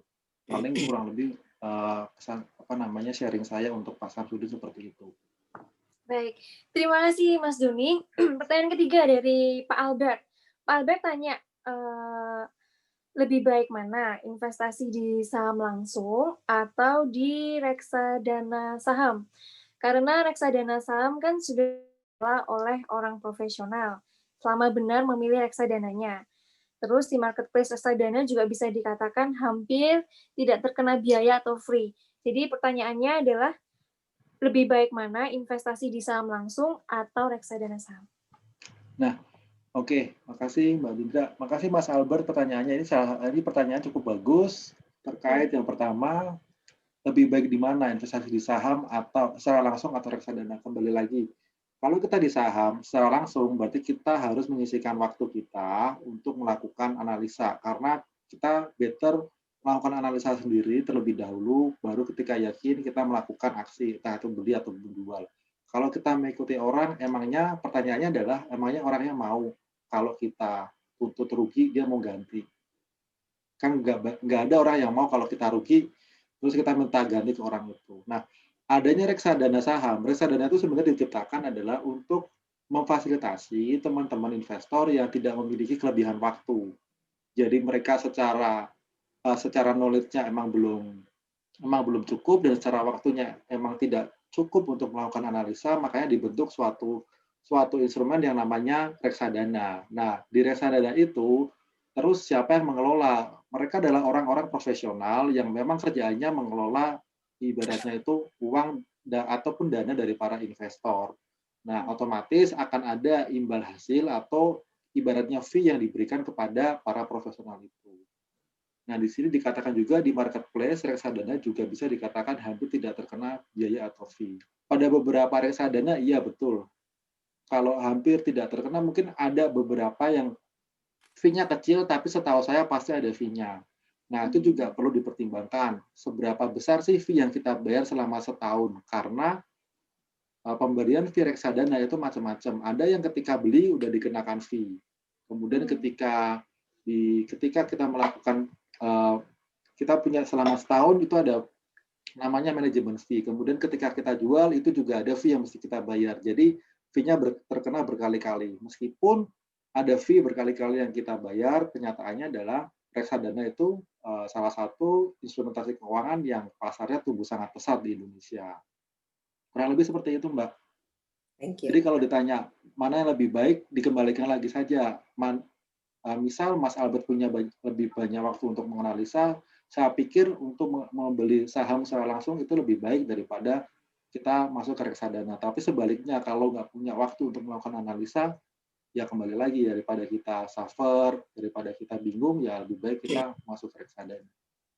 Yes, terima kasih Mas Doni. Jadi untuk Pak Albert, tentukan dulu pertimbangan dulu mana yang lebih baik dan lebih cocok untuk Pak Albert sendiri. Dan yang ketiga, pertanyaan ketiga dari Ibu Reni, mengenai persiapan pensiun, apakah ada investasi lain selain reksadana, deposito, atau saham? Terima kasih. Mungkin saya bantu jawab kali ya. Iya, iya. Silakan, Bunda. Iya, saya bantu jawab ya Mas Doni ya. Silakan, Bunda. Ini saya itu mikir based on my own experience ya. Tadi Mbak Reni ya. Betul, Ibu Reni. Ya. Aku manggil Mbak Reni saja. Pasti Betul. masih. Nah, kalau saya tuh pikir gini, Mas Doni, mungkin waktu itu saya nggak terlalu canggih ilmu financial planningnya. Saya tuh mikir gini, apakah saya taruh di deposito, apakah saya taruh di emas, apalagi saya taruh di emas. Di emas itu di logam mulia misalnya. Saya harus kalau Muslim itu kan 2,5% harus bayar terus tuh tiap tahun. Nah, ya kan, waduh sebenarnya ini nggak cocok nih. Nah, terus saya mau saham, which is saham turun naik. Nah, terus reksadana. Nah, cuma saya tadi mikir gitu, seberapapun duit saya cuma mikir begini, dimanapun saya alokasikan, apakah itu deposito, apakah itu saham, apakah itu reksadana, ini bisa sampai kapan? Karena itu duit kan masuknya sekali. Sementara saya pakai terus untuk ya income nggak dapat, I get nothing. Tapi spending kan tidak bisa berhenti kan. Nah, jadi kalau menurut saya dengan berinvestasi juga boleh, tetapi sampai kapan? Makanya itu yang saya nggak suka banget bahasa orang pensiun itu, maklumlah kita udah pensiun. Itu kan bahasanya kan longso banget kan, Mas Doni kan. Mungkin dia punya saham, dia punya reksadana, dia punya logam emas, tapi secure-nya tuh nggak ada. Secure-nya tuh nggak ada, kan itu tadi. Kalau gue nggak hati-hati, gue boros, masukkan kagak lagi, tapi gue cuma ngeluarin terus, ini mau bertahan sampai kapan? Nah, jadi boleh dimanapun alokasikan, tetapi tetap menurut saya bisnis itu penting, itu perlu. Karena tadi kita sudah pensiun, tapi kita spending itu nggak berhenti gitu loh. Malah yang terjadi ini udah waktunya banyak, pengennya liburan aja, pengennya ke mall aja, ya pengennya pergi, pokoknya jalan-jalan aja. Teman saya tuh banyak soalnya udah umur 70, pengennya bukannya malah spendingnya turun, malah jadi naik. Belum lagi biaya kesehatan, quote-unquote-nya tambah mahal, udah rentan tambah mahal. Jadi menurut saya nih ya, boleh naruh di reksadana, di saham, di logam mulia, dimanapun boleh. Itu nanti belajar lebih banyak sama Mas Doni. Tetapi quote-unquote tadi sampai tahan berapa lama? Kalau kita nih teman saya nih baru kembali pulang ke Rahmatullah umur 82 tahun. Nah, cukup nggak nih? Nah, itulah makanya sering terjadi istilah bahasanya, maklumlah kami ini udah pensiun. Nah, itu bahasanya kenapa? Berarti mereka tidak pede dengan tabungan mereka yang ada gitu. Ini tahannya sampai kapan? Sementara gue spendnya tambah banyak. Nah, begitu. Jadi maksud saya, apapun itunya kita sudah dapat ilmunya dari Mas Doni, bagus banget. Ya, dari kisi-kisinya udah dapat berapa yang harus kita tabung, tetapi tetap mikirin bisnis. Karena apa? Mahathir Muhammad coba 92 tahun aja masih ngurus negara, Bo. Nah, kita umur 55 tahun, 60 tahun masa nggak bisa ngurus kita sendiri, keluarga kita sendiri, apalagi nanti tadi kata Mas Doni tadi, jangan sampai anak-anak kita jadi generasi sandwich. Nah, generasi sandwich coba maju kena, mundur kena, dia kejepit. Harus mikirin keluarga dia, harus mikirin orang tua dia, kan kesian banget gitu. Nah, kita maunya malah pada saat kita pensiun, kita mau menjadi enrichment nih gitu loh. Kalau bisa kita malah memberi bukannya meminta. Jangan sampai anak kita jadi generasi sandwich, kesian banget. Gitu jawaban saya. Jadi Mas Doni ilmunya bagus banget teman-teman. Tadi Mas Doni sudah sharing semuanya. Tetapi saran saya tetap bisnisnya harus jalan. Ya, bisnis jalan. Karena ini kata Mahathir tuh, kita tetap kalau kita usia pensiun tetap harus bergerak. Ya, supaya pikiran kita nggak pikun, pikiran kita tuh bergerak terus, maju terus, apalagi duit banyak, insya Allah jadi awet muda, gitu. Thank you. Ya, terima kasih Bunda. Jadi kalau untuk Bunda, untuk menghadapi masa pensiun, kita harus tetap produktif, aktif, dan bisnis tetap jalan. Karena karena untuk kita berinvestasi pun di manapun juga itu kita juga perlu penghasilan. Nah, Betul, dengan Bunda? catatan Mas Mbak Bindra, bisnisnya tadi jangan ngabisin yang sudah deposito kita dihabisin, saham kita dihabisin, reksadana kita jangan itu backup fund kita, dana fund kita itu backup dana yang nggak boleh disentuh-sentuh itu. Ini nggak boleh berkurang tapi bolehnya nambah, wah keren kan? Begitu. Iya, jadi bisnis yang no big capital, yang tidak one man show, nah begitu, yang no high risk, begitu. Yes, terima kasih Bunda. Ada pertanyaan lagi dari Ibu Nur Malawati. Ibu Nur Malawati pertanyaannya mirip dengan Ibu Reni. Jadi pertanyaannya, dalam menghadapi pensiun, investasi seperti apa yang sebaiknya diterapkan? Terus persiapannya itu bagaimana supaya kita lebih tenang? Jadi pertanyaannya ada 2, investasi apa yang cocok untuk pensiun? Terus yang kedua, persiapannya harus seperti apa? Jadi miriplah dengan Ibu Reni tadi.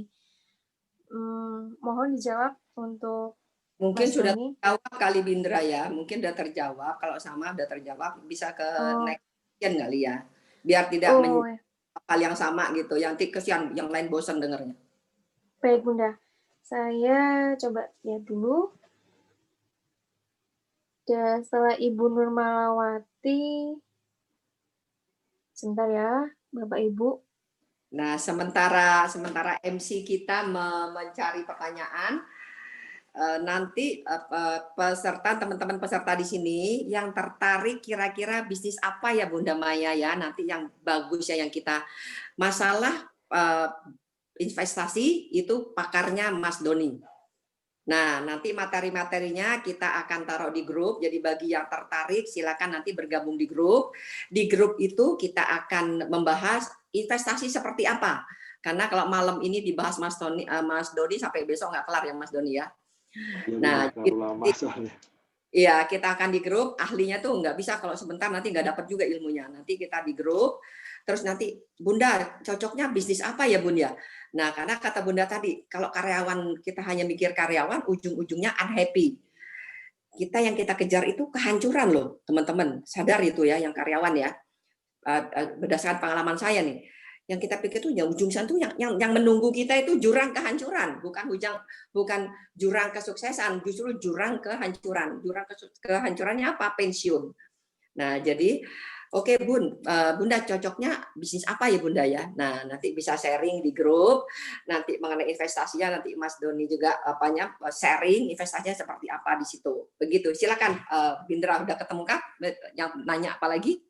Sudah Bunda, ini terima kasih. Ada pertanyaan dari Pak Rahmat. Untuk Pak Doni, bagaimana mengelola pengeluaran tidak terduga yang kadang menghabiskan porsi saving dan cukup besar? Terima kasih. Oke, makasih Mbak Bindra. Ini dari Pak Rahmat ya. Pak Rahmat itu pertanyaan bagus. Gimana sih caranya mengelola pengeluaran yang tidak terduga? Nah, ini tak terduganya tuh saya belum jelas nih maksudnya seperti apa. Karena kalau untuk yang namanya paling gampang sebenarnya jawabannya adalah menggunakan dana darurat. Cuman kan dana darurat itu lebih akan digunakan ketika kita sudah tidak memiliki tiba-tiba kita nggak memiliki pendapatan, kita akhirnya menggunakan dana darurat itu. Nah, cuma pertanyaannya adalah itu pengelolaan tak terduga seperti apa? Kalau misalnya seperti sakit, bukankah seharusnya kita sudah memiliki proteksi sehingga ketika kita sakit itu kita nggak perlu bingung soal ini mestinya pakai uang mana. Nah, terus mengelola pengeluaran tak terduga yang terkadang menghabiskan porsi saving dan cukup besar. Jadi kalau cara mengelolanya adalah yang pertama mau nggak mau kita mesti nyiapin yang namanya dana darurat. Dana darurat itu untuk mereka yang masih single itu bisa maksimal 3 kali, untuk minimal 3 kali, sedangkan untuk mereka yang sudah berkeluarga mungkin bisa lebih dari 6 kali. 6 kali pengeluaran bulanan ya, bukan penghasilan bulanan, tapi dari pengeluaran bulanan. Paling jawabannya seperti itu. Semoga membantu buat Mbak Rahmat. Ya. Terima kasih Mas Doni. Ada pertanyaan lagi dari Ibu Reni. Untuk Bunda, mohon izin bertanya Bunda, bagaimana jika ada ketimpangan pemikiran antara suami dan istri? Jika suami tidak dapat bekerja sama untuk berpikir besar di masa depan. Terima kasih. Ini pertanyaan berat nih.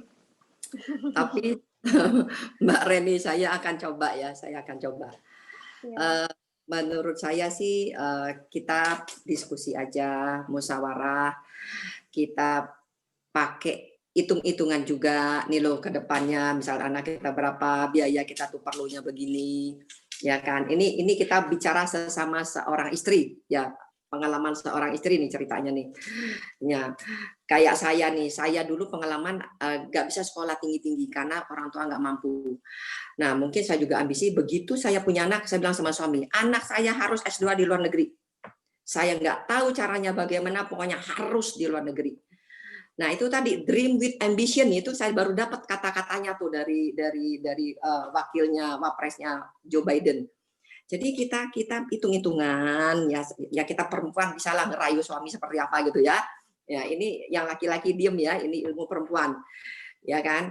Kita ini anak kita sekian, biayanya sebegini. Oke, kalau gaji Mas segini, kayaknya nggak cukup deh Mas. Nah, kita udahlah cukup, kita sudahlah hidup begini, tapi anak-anak kita nggak bisa kayak kita. Anak-anak kita harus lebih baik daripada kita. Untuk itu apa? Kita harus do something different. Nah, kita harus melakukan sesuatu yang beda, nggak bisa begini-begini terus. Nah, kadang-kadang suami itu kalau karena demi istrinya, gue mau punya berlian nih, emang gue pikirin kata suami ya. Nah, tapi kalau kita mikirin anak gitu ya, anak kita harus kuliah di luar negeri ini S2-nya, nggak mungkin kayak kita gitu. Nah, insya Allah nanti diajak, nah yuk kita melakukan ini. Nah, selain kita kasih ini loh, kita problem kita tuh ini, kita perlu duit tuh segini, kasih solusinya. Nah, saya ada solusi Mas, yuk kita diskusi. Kira-kira mana alternatif mana yang paling applicable, yang paling bisa kita lakukan. Nah, begitu Mas Reni, Mbak Reni, dulu aku juga waktu mau keluar dari direksi tanya suami kan, waduh kata suamiku kok gak ngerti nih. Nah, untungnya suamiku bilang, anak-anak bilang, aku kagak ngerti deh. It's up to you lah, mau ngapain juga silakan aja. Nah, jadi bilang begitu. Jadi udah aku bikin keputusan sendiri. Nah, tapi kalau di Mbak Reni tadi suaminya nggak mau berpikir besar, sementara kitanya berpikir besar, itu tadi kita kasih faktanya begini, aku maunya tuh demi anak-anak tuh begini dan perlu biaya begini. Solusinya aku ada solusinya, Mas. Aku tidak hanya ngasih masalah, tapi aku ada solusinya. Dan jangan ngasih solusi cuma satu, kasih minimal lah kasih 3 solusi. Nah, insya Allah nanti ada solusinya lah. Jangan dikasih beban ke suami. Kalau dikasih beban ke suami, wah nggak usah lah, segini aja cukup. Nah, gitu deh jawabannya. Tapi kita kasih solusinya. Begitu Mbak Reni. Semoga menjawab nih sesama istri nih yang ngomong nih. Wah, ya. Terima kasih Bunda Maya. Terjawab ya Ibu Reni. Ini ada pertanyaan lagi untuk Bunda Maya. Ini pertanyaannya saya juga ingin tahu dari Bunda Maya. Bagaimana membentuk pribadi lebih percaya diri setelah pensiun? Jadi gimana caranya kita itu semakin percaya diri untuk menata masa tua ke depannya? Terima kasih Bu. Oke, dengan Mbak siapa tadi? Oh iya maaf, tadi dengan Ibu Nurmalawati. Oke, dengan Mbak Nurmala ya, Mbak Nurmala. Aku nggak manggil ibu, soal aku jauh lebih senior. Aku nggak mau dibilang tua, Mbak. Ya, dengan Mbak Nurmala, bagaimana supaya kita pede? Itu perlu proses. PD pun itu nggak bisa instan, ya kan? Itu perlu proses, perlu planning. Nah, itu tadi, mumpung kita masih sehat, mumpung kita energi kita masih kuat, planning. Oke, aku what next-nya gitu. What next-nya? Nah, terus apa tiba langsung pede? Enggak. Kita perlu belajar ya. Apalagi sekarang kesempatan belajar banyak. Even di masa pandemi banyak webinar. Ini udah bagus banget nih. Mbak Nurmala udah bagus banget ngikut webinar seperti ini. Nah, PD itu bisa dibentuk, bisa banget. tetapi take time, perlu waktu. Ya, nah perlu waktunya apa? Perlu waktu dan perlu planning. Ya, jadi bukan nggak bisa pede, bisa. Aku dulu orangnya introvert banget, orang kampung. Aku tuh tinggal di Bangka, kampung banget gitu, boro-boro mau ngomong, ngelihat orang aja gue takut gitu ya. Nah, tapi kita perlu belajar, kita perlu waktu, kita perlu mempersiapkan. Bisa, Mbak Nana, bisa banget. Nah, bisa japri nanti sama aku sharing ilmunya. Kalau aku sharing sekarang kagak cukup waktunya. Waktu MC-nya udah kasih waktu terus tuh. Iya, Bunda. Ya, Mbak Nurmala Baik, ya. Bunda. Iya, ini ada karena waktu sudah menunjukkan 9.22. Ini pertanyaan terakhir saja, Bapak Ibu, mohon maaf. Ini pertanyaannya banyak sekali yang masuk, tapi saya coba pilihkan pertanyaan yang sekiranya banyak orang yang ingin tahu jawabannya. Ini sebentar ya, saya lihat dulu. Setelah tadi dari Ibu Nurmalawati, nah ini ada pertanyaan. Sebentar, ini saya lihat dulu. Sementara pertanyaan Mbak Rabindra, supaya tidak ada yang kecewa, nanti silakan gabung di grup. Nah, grup kita itu namanya Sukses Menyiapkan Pensiun. Nah, di situ kita akan bahas bisnisnya, kita akan bahas bagaimana PD-nya gitu kan, supaya PD itu seperti apa. Nah, itu kita bahas nanti di grup, kita diskusi secara detail bareng-bareng. Jadi nanti yang bertanya-bertanya jangan kecewa. Nanti insya Allah kita bukan cuma hanya jawab, kita diskusi bareng. Ayo, itu akan lebih detail lagi. Begitu. Sharing ilmu kan dapat pahala kan. Sudah ya, ketemu betul, kan? Bunda. Iya. Pertanyaan dari ini pertanyaannya mirip-mirip, tapi ya sebentar. Sebentar Bunda, ini saya banyak pertanyaan. Oke, dari Pak Sudarjo. Pak Sudarjo, pertanyaan untuk Mas Doni sekaligus Bunda Maya. Bagaimana membangun bisnis digital property untuk persiapan pensiun? Mohon pencerahan. Pertanyaan terakhir. Terima kasih.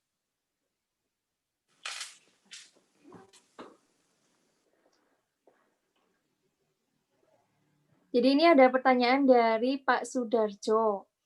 Pertanyaannya untuk Mas Doni sekaligus Bunda Maya. Bagaimana membangun bisnis digital property untuk persiapan pensiun? Ini aku coba jawab dulu ya Bunda ya. Mungkin nanti Bunda bisa menambahkan. Sejujurnya saya belum terlalu familiar sama yang namanya bisnis digital property. Ini mungkin mesti dijelasin lagi bisnisnya itu seperti apa. Karena kan kalau kita ngomongin bisnis kan itu luas banget ya, apalagi hubungannya dengan persiapan pensiun. Nah, kalau saya saya belum dapat idenya ini terkait soal apa, tapi kalau kita ngomongin bisnis digital, paling intinya sama kayak yang tadi saya jelaskan, kita mesti ngerti dulu nih, resikonya sejauh apa sih, kemudian terkait dengan sustainability-nya, nanti ke depannya seperti apa ini bisnis, masih bisa nggak sih memberikan apa yang kita sebut kayak passive income, gitu. Mungkin tadi Bunda juga udah menjelaskan bisnis yang Bunda lakukan seperti apa, nanti Pak Sudarjo pun mungkin bisa bertanya lebih lanjut ke tempatnya Bunda. Paling dari saya seperti itu sih, Mbak Bindra. Ya, terima kasih Mas Doni dan saya coba biar cepat ya Mas Doni, terima kasih. Ya. Kalau saya jujur aja sama kayak Mas Doni tadi, saya tidak terlalu paham dengan namanya, maklum saya gen baby boomer ya. Saya tidak terlalu paham dengan digital property, tapi satu hal yang saya bisa kasih pegangan bahwa satu, kalau mau berbisnis, jangan berbisnis yang pakai modal gede. Itu. Kedua, jangan berbisnis hanya tergantung kita sendiri yang melakukannya, one man show. Karena kita ada sakitnya, ada jenuhnya, kita ada mau liburannya. Nah, ketiga, jangan berbisnis yang high risk, resiko ruginya tinggi, jangan. Ya, stres nanti.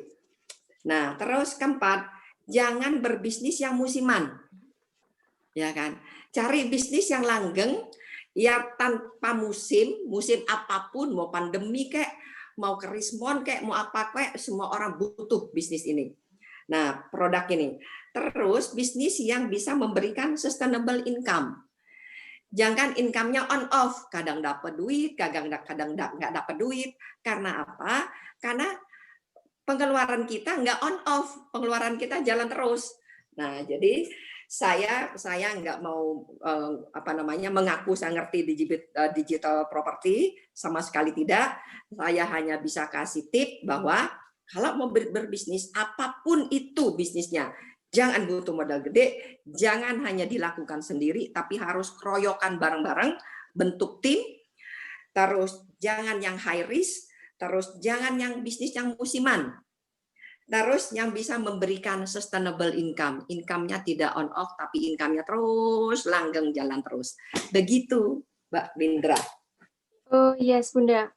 Ya, sebentar. Ini terima kasih bagi Bapak Ibu yang kita tidak terasa sudah sampai di penghujung acara. Terima kasih banyak kepada narasumber, Mas Doni, dan juga Bunda Maya yang sudah sharing. Banyak sekali pencerahan yang kita dapatkan malam hari ini, Bapak Ibu. Jadi terima kasih juga kepada para peserta Bapak Ibu yang sudah menyimak acara mulai dari awal sampai akhir. Oh iya, Bapak Ibu, di kolom chat mohon Bapak Ibu perhatikan itu ada link yang saya kirimkan. Nah, jadi karena banyak sekali pertanyaan yang belum bisa kami jawab, Bapak Ibu bisa langsung join ke grup, bisa langsung klik link yang ada di kolom chat untuk langsung join ke grup. Untuk Bapak Ibu tahu lebih dalam dan pertanyaan lainnya yang belum terjawab bisa Bapak Ibu tanya di situ. Begitu. Terima kasih Bapak Ibu. Mbak Bindra, maaf saya lupa bagi teman-teman yang mau mengenal saya lebih detail ya. Boleh YouTube saya sama namanya Maya Suhyar, Facebook saya juga Maya Suhyar, IG saya juga Maya Suhyar, web saya juga mayasuhyar.com. Nah, cuman webnya belum sempurna, tapi webnya sudah ada, bisa dibuka mayasuhyar.com begitu. Terima kasih sekali lagi, terima kasih kalau ada salah ngomong, mohon maaf sebesar-besarnya. Terima kasih. Assalamualaikum warahmatullahi wabarakatuh. Waalaikumsalam. Terima kasih Bapak Ibu, terima kasih Mas Doni, terima kasih Bunda Maya.